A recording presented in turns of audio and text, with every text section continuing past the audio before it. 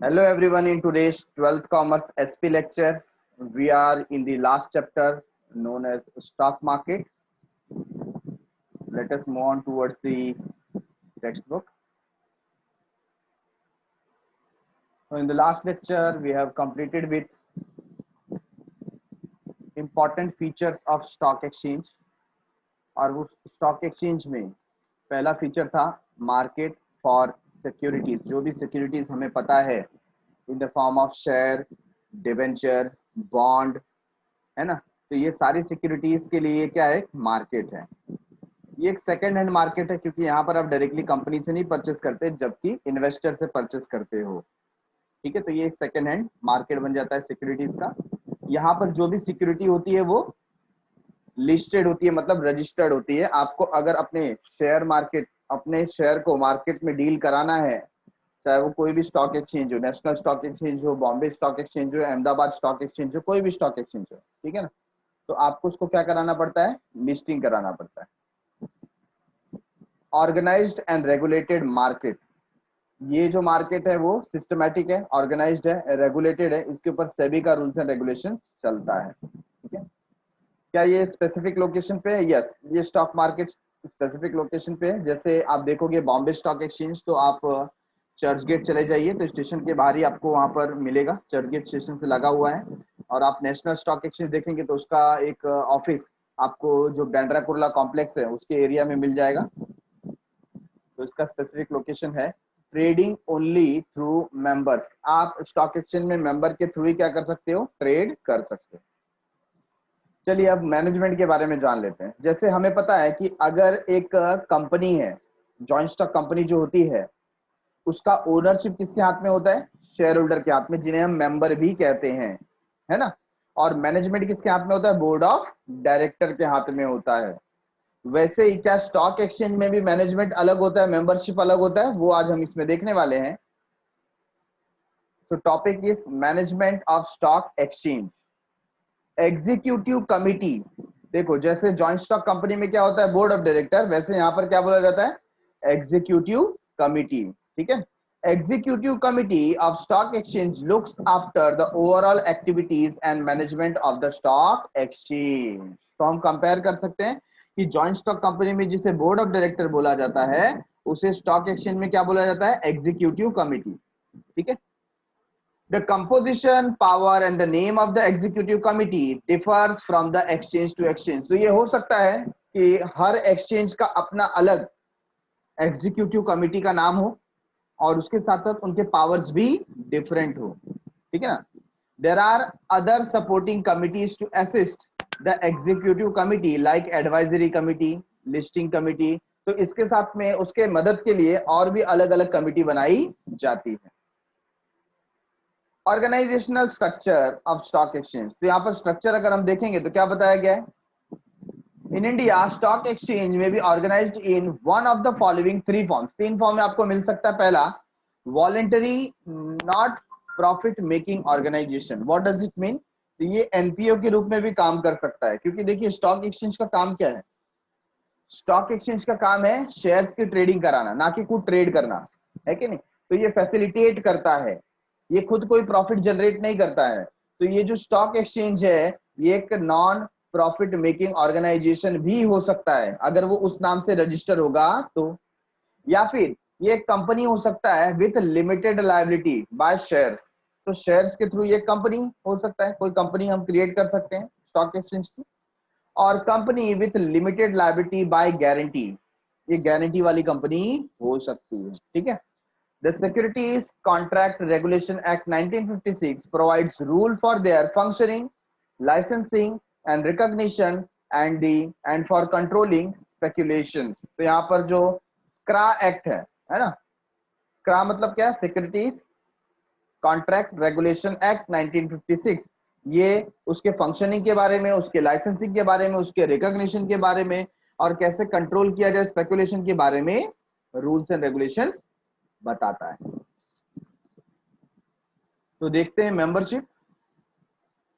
The eligibility criteria for membership may differ from stock exchange to stock exchange। एक stock exchange का membership अलग criteria हो सकता है, दूसरे स्टॉक एक्सचेंज का मेंबरशिप का क्राइटेरिया अलग हो सकता है। For additional information refer website for respective stock exchange. ठीक है, वो तो आपको सर्च करने के लिए बोला गया है। अब हम देख रहे हैं फंक्शंस ऑफ स्टॉक एक्सचेंज। ऊपर हमने क्या पढ़ा कि इसके मैनेजमेंट को क्या बोला जाता है, एग्जीक्यूटिव कमिटी, और हो सकता है कि डिफरेंट स्टॉक एक्सचेंज में उसका अलग अलग नाम हो, ठीक है ना।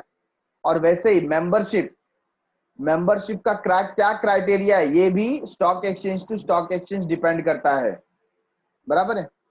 अब हम देख रहे हैं फंक्शन, काम क्या करता है स्टॉक एक्सचेंज। तो सबसे पहला है मोबिलाइजिंग या मोबिलाइजेशन ऑफ सेविंग। आपका जो सेविंग है उसको इन्वेस्टमेंट में कन्वर्ट करता है, मोबिलाइज करता है, from the place of surplus to the place of need. अगर आपके पास फंड ज्यादा है तो आपका फंड लेकर के जहां पर नीड है, जो लोग बोरो करना चाहते हैं वहां तक वो पहुंचाता है, दैट मीन्स मोबिलाइज कर रहा है, ठीक है। Stock market are organized and regulated market which protect the interest of the investor. Investor का interest क्या करता है, वो protect करता है, उनके हितों की रक्षा करता है। This encourages small and big investor to invest in securities through the stock exchange.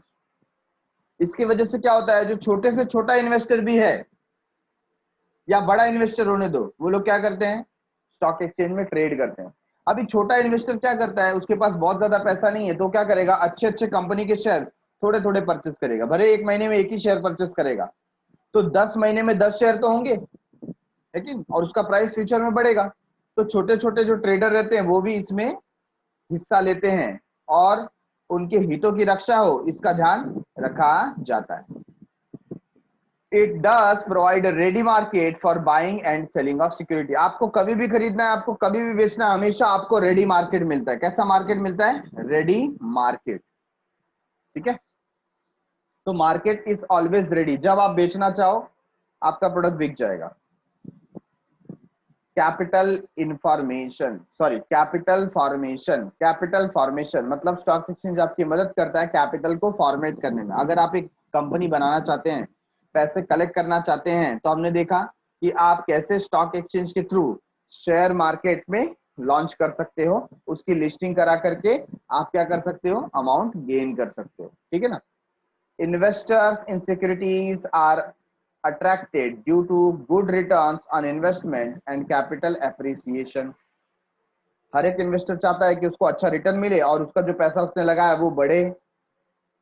These attract more investor to invest through the stock exchange. और लोग इसी के कारण स्टॉक एक्सचेंज के थ्रू ट्रेडिंग करना चाहते हैं, इन्वेस्ट करना चाहते हैं। Corporate too can easily raise fund by offering various types of security to meet the need of different types of investor. अलग अलग टाइप के जो इन्वेस्टर है उनकी नीड को सेटिस्फाई करने के लिए ये अलग अलग टाइप ऑफ ऑफर करता है कि आप उसमें क्या कर सकते हो, इन्वेस्ट कर सकते हो। अभी किसी को चाहिए कि मेरा पैसा 5 साल में डबल हो जाए, तो वो उस तरीके का स्टॉक देखेगा। किसी को लॉन्ग टर्म इन्वेस्टमेंट करना है 15 साल 20 साल के लिए, आगे का फ्यूचर का उसको सोचना है, तो वो लॉन्ग टर्म इन्वेस्ट करेगा। तो डिपेंड, आपकी जैसी नीड है उसके हिसाब से आप स्टॉक को परचेस कर सकते हैं। Does stock exchange serves as a tool for capital formation? तो कैपिटल फॉर्मेशन करने के लिए, पैसा जमा करने के लिए ये एक टूल की तरह इस्तेमाल किया जा सकता है, ठीक है। Point number 3, pricing of securities. Pricing of securities,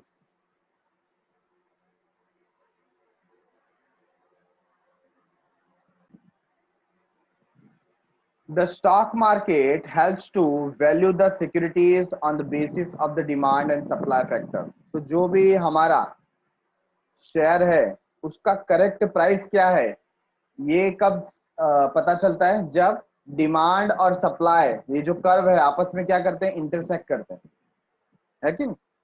तो जितना ज्यादा डिमांड अगर मार्केट में उतना सप्लाई हो रहा है तो प्राइस स्टेबल रहेगा, अदरवाइज प्राइस क्या होगा, बढ़ता है। तो यहाँ पर हमें एग्जैक्ट रियल टाइम प्राइस मालूम पड़ता है। कैसा मिलता है, रियल टाइम, मतलब इस सेकंड में क्या प्राइस चल रहा है वो भी आपको पता चलेगा।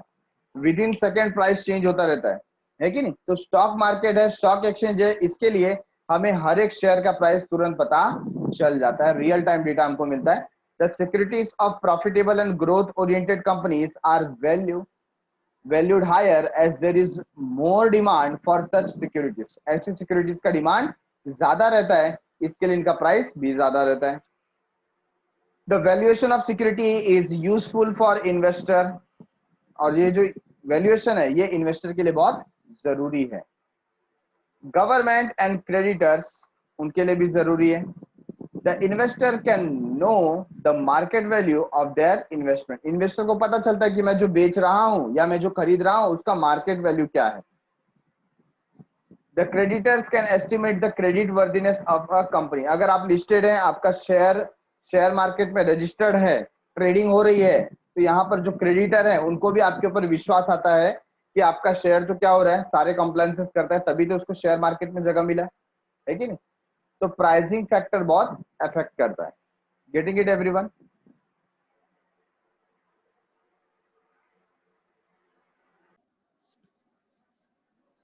Point number 4, what is our question, question क्या है? क्वेश्चन है function of stock exchange, stock exchange का फंक्शंस क्या है। तो उसमें एक फंक्शन आ गया इकोनॉमिक बैरोमीटर। इकोनॉमिक बैरोमीटर, जैसे देखो अगर मुझे किसी को फीवर है कि नहीं है, या उसका हेल्थ ठीक है कि नहीं है, आप जब डॉक्टर को विजिट करते हो तो वो आपको क्या करता है, थर्मामीटर लगा करके चेक करता है कि आपका बॉडी का टेम्परेचर कितना है, और वो टेम्परेचर से उसको मालूम पड़ जाता है कि आपका हेल्थ के ऊपर क्या इफेक्ट है। यस और नो? तो उसी तरीके से ये जो हमारा स्टॉक एक्सचेंज है ये एक बैरोमीटर के जैसा काम करता है। ठीक है। A stock exchange is a reliable barometer of measure of economic condition of a country. किसी कंट्री का अगर इकोनॉमिक कंडीशन प्रॉपर है कि नहीं ये देखना है तो आपको किसको पहले देखना चाहिए? आपको देखना चाहिए स्टॉक एक्सचेंज को। Every major change in the country and economy is reflected in the price of share. हर बार ऐसा ही होता है, थोड़ा भी इधर उधर कुछ भी रिस्क फैक्टर हुआ, जैसे मैं आपको एग्जांपल देता हूं, इंडिया चाइना वॉर, कई बार ऐसा हो जाता है कि अभी युद्ध हो जाएगा, अभी युद्ध हो जाएगा, जैसे ये खबर स्टार्ट होती है स्पार्क होना ना, मार्केट गिरने लगता है। आप ध्यान दीजिए, देखिए इस चीज को, तो तुरंत लोगों के सेंटिमेंट्स का असर किस पे हो जाता है? शेयर के प्राइस पे। तो ये एक इकोनॉमिक बैरोमीटर है, आप चेक कर सकते हैं किसी भी कंट्री का इकोनॉमी प्रॉपर चल रहा है या नहीं चल रहा है। द राइज और fall in the share prices indicate the boom और recession cycle of the economy. तो राइज को क्या बोलते हैं? बूम पीरियड, और फॉल को क्या बोलते हैं? रिसेशन। तो उस कंट्री का बूम साइकिल और रिसेशन साइकिल ये हमें देखने को मिलता है। Stock exchange is also known as pulse of economy or economic mirror as it reflect the economic condition of the country. pulse मतलब हमारी नब्ज है ना, डॉक्टर का जैसे मैंने एग्जांपल दिया, डॉक्टर जो वैद्य होते हैं या डॉक्टर भी कई बार क्या करते हैं, देखो आपके पल्स को चेक करके देखते हैं कि हार्ट बीट्स कितनी है, कितना पल्स मिल रहा है कि नहीं, उसके हिसाब से हेल्थ चेक करते हैं। तो बैरोमीटर तो ठीक है, स्टॉक एक्सचेंज को हम पल्स भी बोलते हैं या इकोनॉमिक मिरर भी बोलते हैं, जिससे हमें इकोनॉमिक कंडीशन का पता चलता है। ओके, तो ये था पॉइंट इकोनॉमी बैरोमीटर से related. Number 5, protecting interest of investor. जो हमारे इन्वेस्टर है उनका इंटरेस्ट भी प्रोटेक्ट करता है। जैसे कि मैंने बात की थी, कई बार इन्वेस्टर्स के साथ फ्रॉड जैसे केसेस होते हैं, और ऐसा ना हो इसके लिए स्टॉक एक्सचेंज बहुत सारे कदम उठाता है, क्योंकि गवर्नमेंट को पता है दूध का जला भी छाछ फूक फूक कर पीता है, ये कहावत आपने सुनी होगी।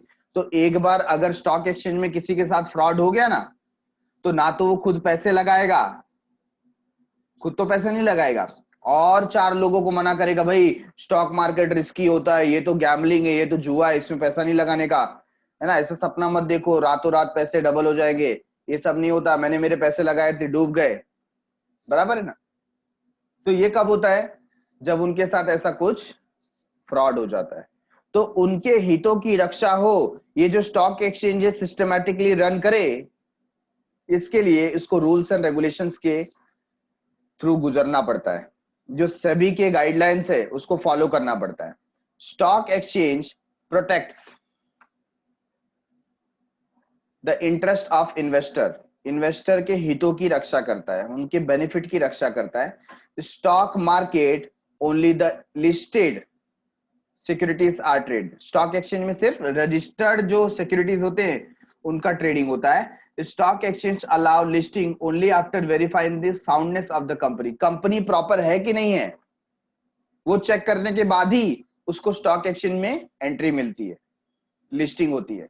The companies which are listed have to operate within the strict rules and regulations laid down by the stock exchange. Stock exchange ने जो स्ट्रिक्ट रूल्स एंड रेगुलेशन दिया है उसके हिसाब से ही कंपनीज को काम करना पड़ता है। This ensure safety of dealing through stock exchange, और इसकी वजह से हमें डील करते वक्त सेफ्टी महसूस होती है। Okay, next point is liquidity. कौन सा पॉइंट है? लिक्विडिटी। अच्छा, what does it mean? Liquidity का मतलब होता है कि आपके पास जो इन्वेस्टमेंट है it is ready to sell. आप जब चाहें तब अपने इन्वेस्टमेंट को कैश में कन्वर्ट कर सकते हैं। Asset which is easily converted into cash is known as liquid asset. तो यहां पर भी ऐसा है, आपने शेयर मार्केट में पैसा लगाया, आपने स्टॉक एक्सचेंज में पैसा लगाया, आपको जब चाहिए तब आपके शेयर बिक जाएंगे, 2 दिन में आपको पैसा मिल जाएगा, विद इन 2 डेज, है कि नहीं? The main function of the stock exchange is to provide ready market for the sale and purchase of the security. उसके अंदर आपको रेडी मार्केट मिलता है, ठीक है। The presence of stock market gives assurance to investor that their investment can be converted into cash whenever they want। जब वो चाहें तब क्या हो जाएगा, इजिली वो कैश में कन्वर्ट हो जाएगा। The investor can invest in long-term investment project without any hesitation, as because of the stock exchange they can convert long-term investment into short-term।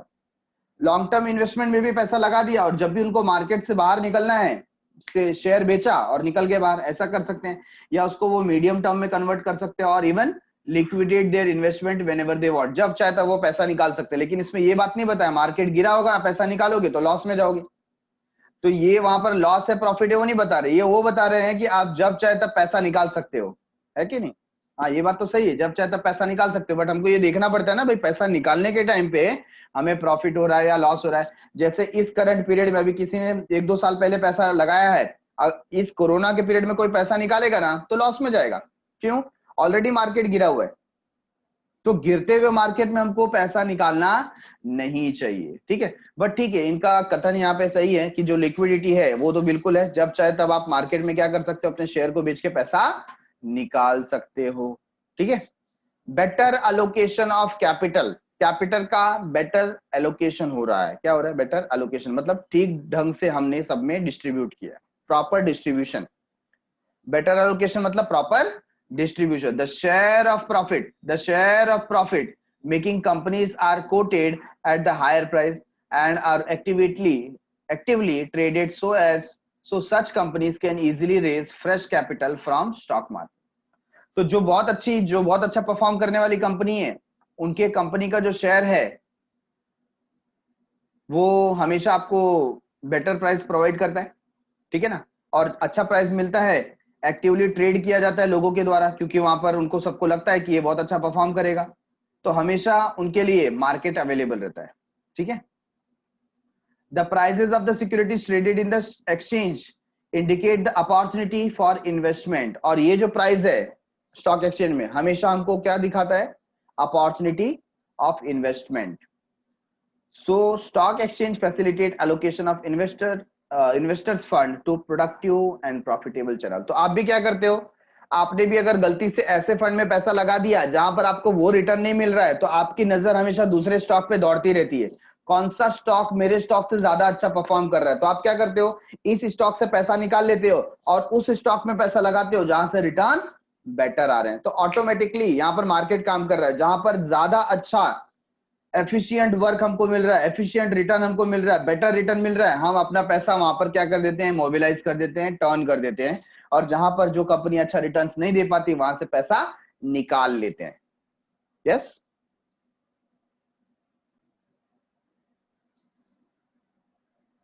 Point number 8, contributes to economic growth.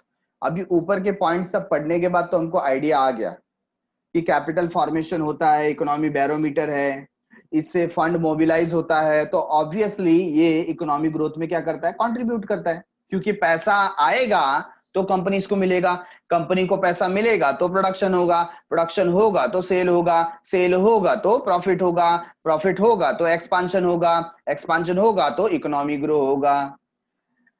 In stock exchange securities of various companies are bought and sold, कोई नई बात नहीं है। Investor invest in companies which gives good return on investment, अच्छा हो गया बता दिया, नहीं तो हमको तो मालूम ही नहीं था। अरे इन्वेस्टमेंट, इन्वेस्टर किधर इन्वेस्ट करेगा, जहां से अच्छा रिटर्न मिलेगा उधर ही इन्वेस्ट करेगा ना।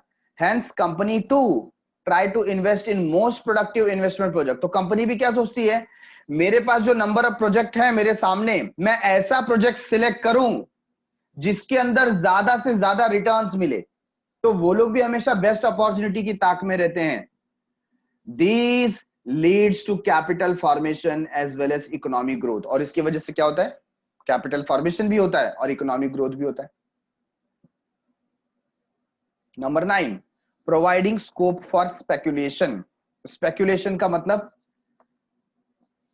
जहां पर आप थोड़ा स्टैटिस्टिकल गेस वर्क करते हो कि मार्केट ऊपर जाएगा नीचे जाएगा, शेयर का प्राइस बढ़ेगा कि कम होगा, है ना, फ्यूचर प्राइसिंग के ऊपर, तो उसको हम स्पेकुलेशन बोलते हैं। To ensure liquidity the demand और supply of securities, the stock exchange permits healthy speculation of securities. जो स्टॉक एक्सचेंज है वो आपको एक हेल्दी स्पेकुलेशन बताता, मतलब ये ऐसा नहीं कि आप सट्टाबाजारी कर रहे हो, है ना, क्रिकेट देखते देखते कि नेक्स्ट मैच पे छक्का मारा तो मेरे 500 रुपए, ऐसा ये बात नहीं है। ये आप स्टैटिस्टिकल कैलकुलेशन करते हो, मतलब कैसा, आप उसके बारे में न्यूज देखते हो, ये पूरा गैस वर्क नहीं है, ये आपका क्या है, इंटेलिजेंस है उसके अंदर, कि कंपनी को इतने करोड़ का प्रोजेक्ट मिला तो अब शेयर का प्राइस इतना बढ़ना चाहिए, है कि नहीं। ये आपके कथन के ऊपर कुछ बेस है, वहां पर आपने ये जो स्टेटमेंट दिया ऐसा तुक्का नहीं मारा, उसके पीछे कुछ रीजन है, उसको हम बोलते हैं स्पेक्यूलेशन। और जो गेस वर्क होता है ना वो ऐसे ही होता है, मुझे ऐसा लगा, मुझे ऐसा लगता है कि विराट कोहली चौका मारेगा, अरे ऐसा लगता है लेकिन उसका कुछ है क्या, उसका बेस है क्या, अगर बेस नहीं है तो उसको स्पेक्यूलेशन नहीं बोलेंगे, उसको बोलेंगे गेस किया, आप सट्टाबाजी कर रहे हो। बट जब आप शेयर मार्केट में स्पेक्यूलेशन करते हो तो आपको यहां पर लिटिल बिट एक एरिया दिया जाता है जहां पर आप क्या कर सको, स्पेक्यूलेट कर सको। इसके लिए यहां पर वर्ड यूज किया है healthy speculation, permits healthy speculation.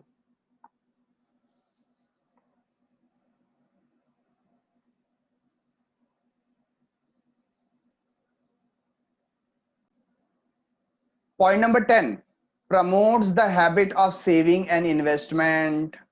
तो यहां पर जब कोई शेयर मार्केट के बारे में नॉलेज लेता है तो धीरे धीरे वो सेव करना स्टार्ट करता है और सेविंग कर करके फिर इन्वेस्ट करता है। तो ये ऑटोमेटिकली स्टॉक एक्सचेंज क्या करते हैं, लोगों में एक हैबिट डेवलप करते हैं, एक आदत लगा देते हैं, कौन सी, सेव करने की और इन्वेस्ट करने की, है कि नहीं। The stock market offer attractive opportunities of investment in various securities. These attractive opportunities encourage people to save more and invest in securities of corporate sector rather than investing in unproductive assets such gold, silver, etc. होता है ना, बहुत लोग gold में पैसा लगाते हैं, तो गोल्ड में पैसा लगाओगे तो ठीक है वो बढ़ेगा, अपना इन्फ्लेशन रेट के हिसाब से बढ़ेगा, बट शेयर मार्केट में उससे अच्छे रिटर्न्स मिल सकते हैं, है कि नहीं। तो लोग गोल्ड में पैसा लगाने की जगह कहां पैसा लगा देते हैं, शेयर मार्केट में लगाते हैं, तो ये एक अच्छी हैबिट डेवलप हो जाती है।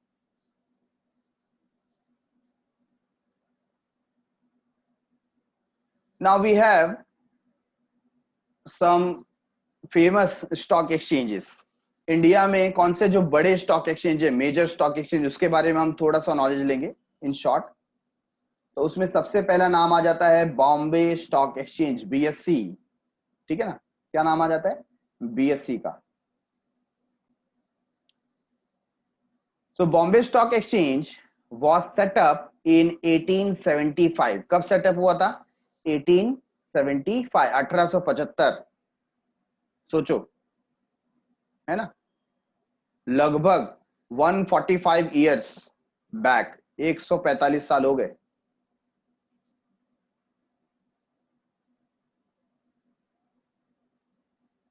At that time it was called as the Native Share and Stock Brokers Association. तो देखो इसका पहले का नाम, जब ये बना था इसका नाम क्या था, the native share and stock brokers association. It is located in the Dalal Street in Mumbai. तो जो बात किया हमने CST चर्च गेट है ना, दलाल स्ट्रीट के पास, वहां पर ये था, है भी.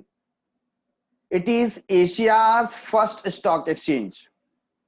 Asia's first stock exchange. It is the first listed stock exchange in India. देखो ये सब बातें आपको मार्क करके रखनी है, एग्जाम में आ सकता है. It is the first listed stock exchange in India. It is the 11th largest stock exchange in the world. ठीक है ना, 11th largest stock exchange in the world in terms of market capitalisation. मतलब जितना revenue यहां पर generate होता है, इसका 11th नंबर आता है, 11th रैंक पे आता है. It has the largest number of companies listed with it. सबसे ज्यादा नंबर ऑफ कंपनी इसके पास ही लिस्टेड है. Approximately over 5000 companies are listed in the BSE. BSE में 5000 कंपनीज क्या है, रजिस्टर्ड है. It is now a demutualised and corporatised entity registered under the companies act. तो पहले ये एक एसोसिएशन था और बाद में इसको क्या बना दिया गया, कंपनी बना दिया गया अंडर कंपनीज एक्ट 1956 रजिस्टर करके. ठीक है. The BSE switch to an electronic trading system in 1995. तो 1995 में इसने अपने आप को स्विच कर लिया. कहां पर स्विच कर लिया, इलेक्ट्रॉनिक ट्रेडिंग सिस्टम में. This automated screen based trading platform is called BSE online trading. मतलब बोल्ट, क्या बोला जाने लगा इसको, बोल्ट के नाम से ये मशहूर हो गया, जो इलेक्ट्रॉनिक ट्रेडिंग सिस्टम था. The Bombay stock exchange has also introduced a centralised exchange based internet trading system, जिसको बोलते हैं BSE Webex. bscwebex.co.in इस वेबसाइट पे, to enable investors anywhere in the world to trade on the BSE platform. तो पूरे दुनिया में अगर आपको BSE से ट्रेड करना है तो आप इस वेबसाइट पे जाकर के क्या कर सकते हो, ट्रेड कर सकते हो. तो ये प्लेटफॉर्म देने वाला बॉम्बे स्टॉक एक्सचेंज था. इसके बाद हम देख रहे हैं national stock exchange. National stock exchange was set up by a group of leading Indian financial institution इन 1992. तो ये नया ही है, 1992 में बनाया गया. As a company and was recognised as a stock exchange. तो ये कंपनी के रूप में इसको बनाया गया और इसको रिकॉग्निशन कब मिला, 1993 में, under the securities contract regulation act 1956. It started trading activities in 1994. तो ट्रेडिंग का जो बिजनेस था, एक्टिविटीज थी, इसने 1994 में स्टार्ट किया. It is the largest and the most modern stock exchange of India. India का ये लार्जेस्ट, मतलब सबसे बड़ा, जहां पर ज्यादा से ज्यादा रेवेन्यू जनरेट होता है और मॉडर्न है. ठीक है. The national stock exchange is located इन मुंबई. मुंबई में ही है, मैंने बताया आपको. BKC आप जाएंगे तो वहां मिलेगा आपको. It was the first demutualised electronic exchange in India. तो ये डीम्यूचुअलाइज्ड मतलब कंपनी बनी ही ये कंपनी है, कॉर्पोरेट स्ट्रक्चर है. NSE was the first exchange in the country to provide a modern, fully automated screen based on electronic trading system, which offered easy trading facility to the investor. तो ये पहली ऐसी exchange बनी जो automatically screen based trading कराता था. The main index of NSE is Nifty, which was launched in 1966. तो इसका जो इंडेक्स है वो 50 कंपनी को मिला करके इसने क्या बनाया, निफ्टी. जो बेस्ट परफॉर्मेंस रहती है 50 कंपनी है ना, वो 50 को बना के इसने क्या बना दिया, निफ्टी. और जो बॉम्बे स्टॉक एक्सचेंज है उसने ऐसे 100 कंपनीज को मिला करके बनाया सेंसेक्स. क्या बनाया, सेंसेक्स. तो याद कैसे रखने का, निफ्टी 50. निफ्टी कितने कंपनीज का एवरेज देती है, 50 कंपनीज का, और सेंसेक्स 100 कंपनीज का. अभी जो नेक्स्ट है important terms related to stock exchange, ये इस साल 2020-21 के लिए ऑप्शनल है. तो ब्रोकर कौन होता है, जो एजेंट जो शेयर में डील करता है उसे बोलते हैं ब्रोकर. ठीक है. He is a member of the stock exchange who is licensed by stock exchange to buy or sell share on his client's behalf. मतलब क्लाइंट के बिहाफ में ये एक्चुअली एक मेंबर है स्टॉक एक्सचेंज का, और क्लाइंट के बिहाफ में क्या करता है, ट्रेड करता है। He is a agent between the investor and जॉबर, investor और जॉबर के बीच का क्या है, ये एजेंट है, ठीक है। His income is in the form of commission और ब्रोकरेज, इसको इसके काम के लिए क्या मिलता है, कमीशन मिलता है, ब्रोकरेज मिलता है।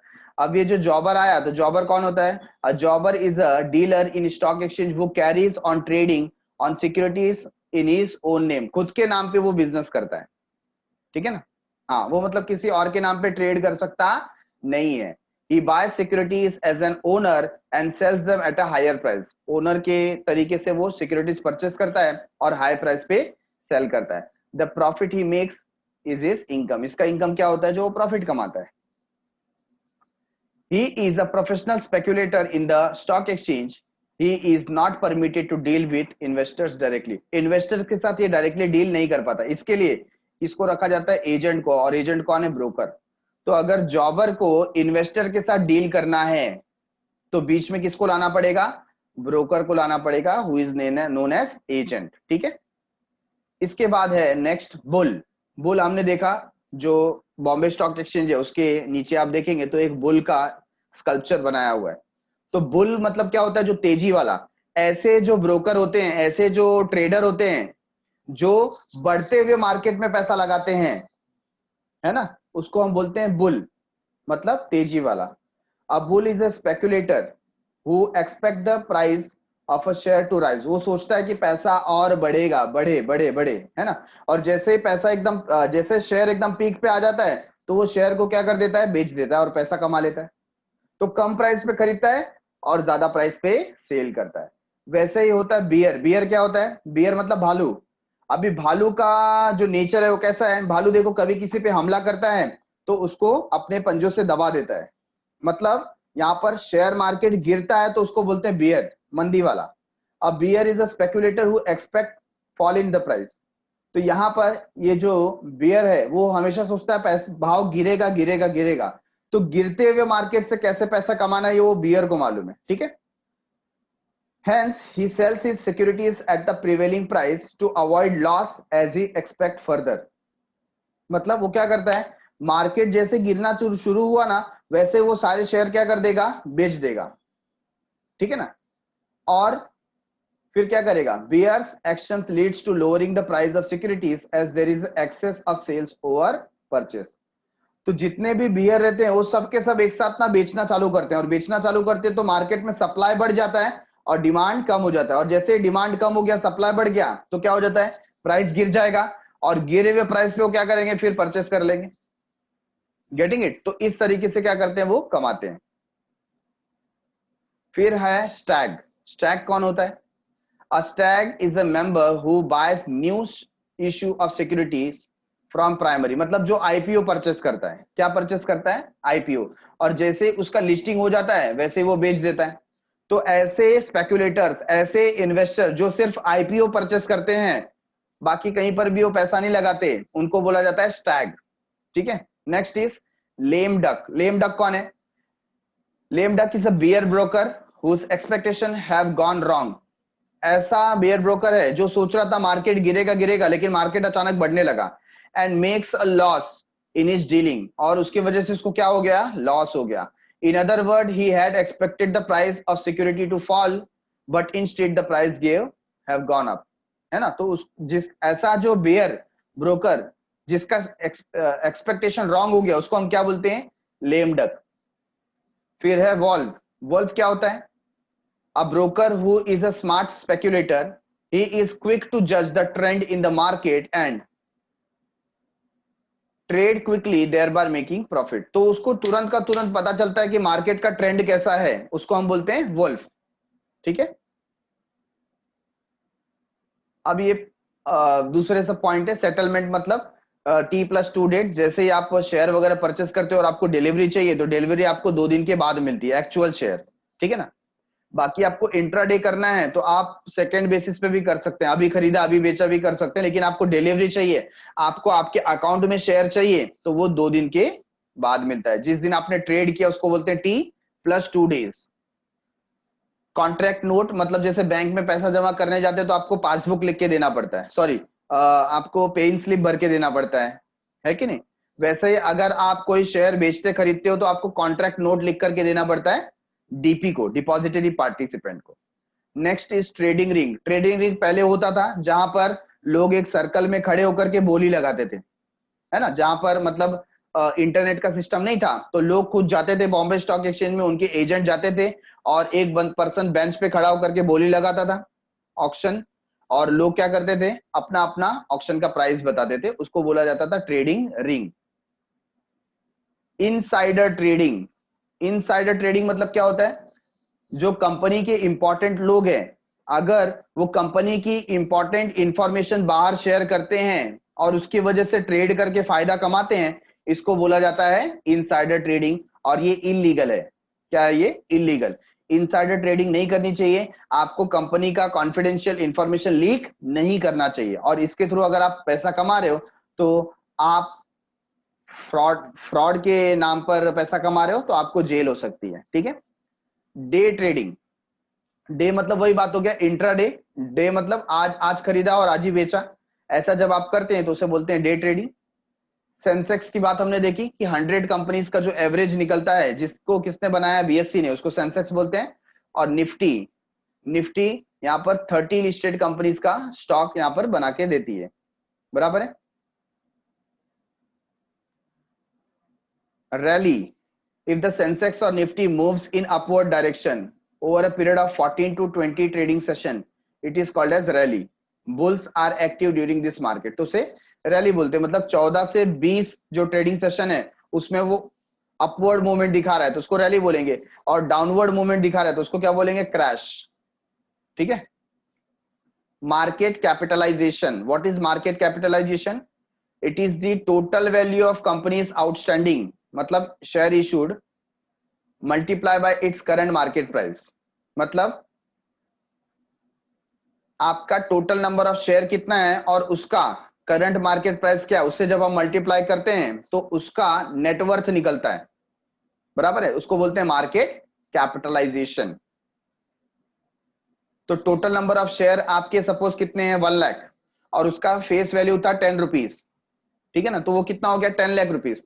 तो 10 लाख तो आपका कैपिटल है, बट अगर मार्केट में उसका प्राइस 10 की जगह 100 है, जो करंट मार्केट प्राइस है, तो आपका मार्केट कैपिटलाइजेशन क्या हो गया, 1 लाख इंटू 100, मतलब 1 करोड़ रुपीज, ठीक है। फिर है स्टॉप लॉस। स्टॉप लॉस क्या होता है? स्टॉप लॉस एक प्रक्रिया है जिसमें आप क्या करते हो, लॉस को मिनिमाइज करने की कोशिश करते हो। आप उसमें ऐसे इंस्ट्रक्शन डाल के रखते हो कि प्राइस इससे कम हुआ तो शेयर बिक जाना चाहिए, है ना। तो प्राइस बहुत ज्यादा गिरे इससे पहले ही आप मार्केट में शेयर बेच के निकल जाते हो, इसको बोलते हैं stop loss. Getting it everyone? ये बात समझ में आई सबको? Now the next topic is SEBI, securities and exchange board of India, बाप ऑफ ऑल कंपनीज, है ना। देखो हम जब स्टार्टिंग में पढ़ रहे थे तो मैंने कई बार आपको बताया कि जब हम सोचते हैं who is the mother of companies, तो हम किसका नाम लेते हैं, registrar of company, registrar of company. And who is the father, SEBI. But ये हमारे समझने के लिए, हाँ, एग्जाम में लिख के मत आना SEBI is the father of all company, ऐसा लिखोगे ना तो नील बटा सन्नाटा मिलेगा, ठीक है। ये हमारे समझने के लिए है। तो सेबी क्या है? Securities and exchange board of India. SEBI is the regulator of the capital market. Capital market का रेगुलेटर है वो, कौन है, regulator. The SEBI was established in 1992 under the Securities and Exchange Board of India Act 1992। तो पहले एक कानून पारित किया गया सेबी के नाम से और फिर इसकी स्थापना की गई। It has its headquarter in Mumbai and has many regional and local offices all over India। तो आप बीकेसी में जाओगे, बांद्रा कुर्ला कॉम्प्लेक्स, तो आपको सेबी का भी ऑफिस वहां पर मिलेगा, ठीक है। तो सेबी का ऑफिस है वहां पर। फंक्शंस ऑफ सेबी, सेबी क्या काम करता है? SEBI was set up with the objective of promoting the security market. तो सबसे पहली बात, तो सिक्योरिटी मार्केट को प्रमोट करता है, लोगों को बोलता है, जगाता है कि आप शेयर मार्केट में इन्वेस्ट करो, है ना। कई बार देखो टीवी में एडवर्टीजमेंट आता है, म्यूचुअल फंड में इन्वेस्ट करो, है कि नहीं।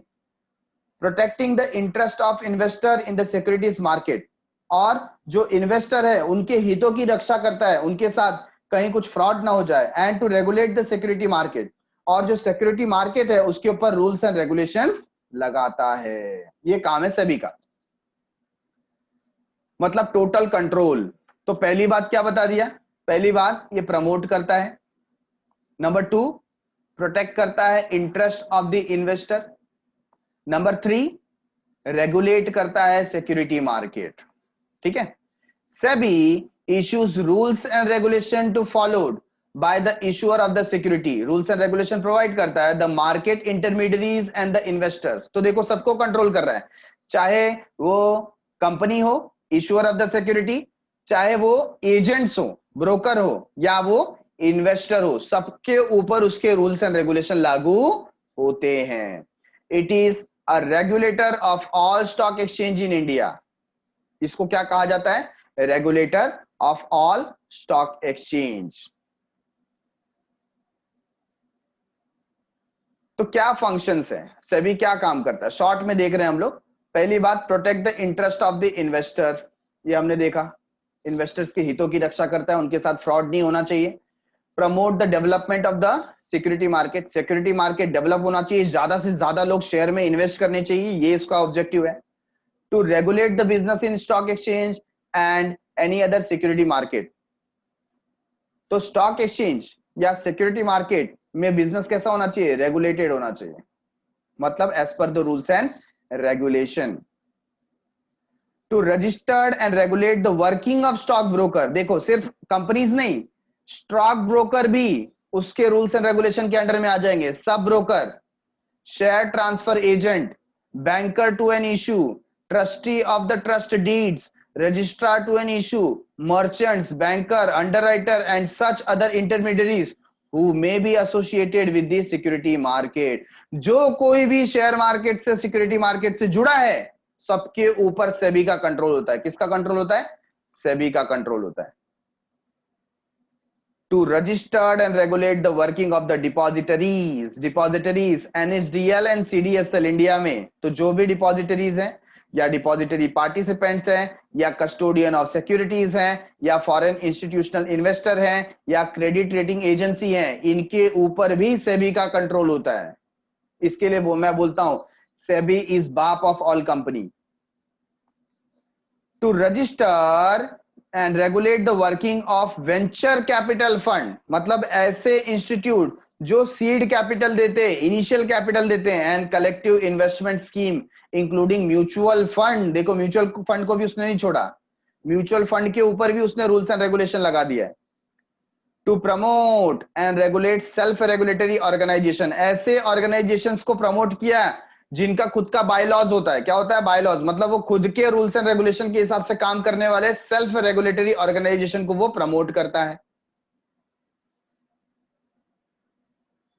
Prohibit fraudulent and unfair trade practices relating to security market, अगर सिक्योरिटी मार्केट में कोई फ्रॉडुलेंट या अनफेयर ट्रेड प्रैक्टिसेस हो रहा है तो उसको वो प्रोहिबिट करता है, उसको मना करता है।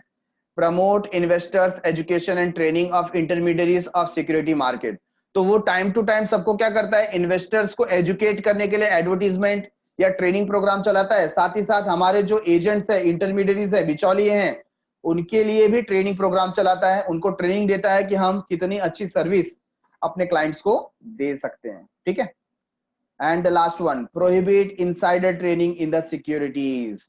हमने बात की कि इनसाइडर ट्रेडिंग नहीं होनी चाहिए, कंपनी की जो कॉन्फिडेंशियल इंफॉर्मेशन है उसका फायदा उठा करके कोई इनसाइड पर्सन, कंपनी का ही कोई पर्सन फायदा ना उठा ले, उसको ये प्रोहिबिट करते हैं।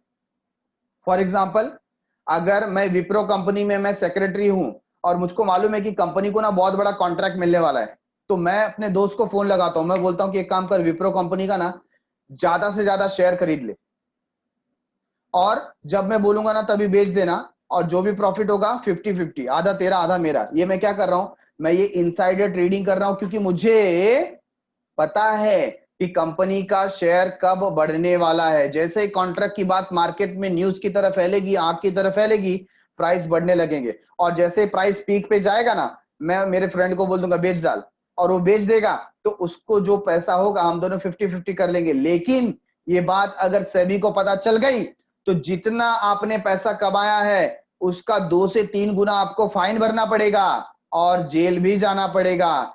ऐसा यहाँ पर कॉन्सिक्वेंसेस भुगतना पड़ता है। ठीक है, तो सबसे पहले प्रमोट करता है किस चीज को, इन्वेस्टर्स के एजुकेशन को, इंटरमीडिएट्स के ट्रेनिंग को, और प्रोहिबिट करता है इनसाइडर ट्रेनिंग।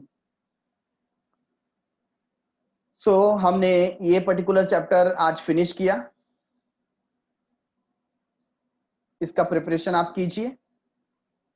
समय समाप्ति की घोषणा हो गई है। Thanks a lot for watching. मिलते हैं अगले एपिसोड में विथ लेटर पार्ट। तब तक के लिए बाय बाय, शुक्रिया, शब्बा खैर, सायोनारा।